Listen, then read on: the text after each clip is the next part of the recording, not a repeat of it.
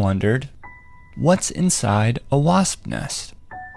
Well, let's begin our dissection at the bottom. Now look closely. Do you see how the nest is enclosed by multiple layers of paper?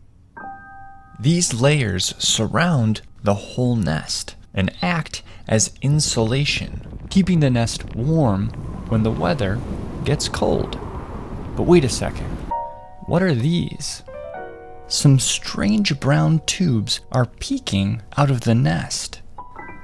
This is very strange.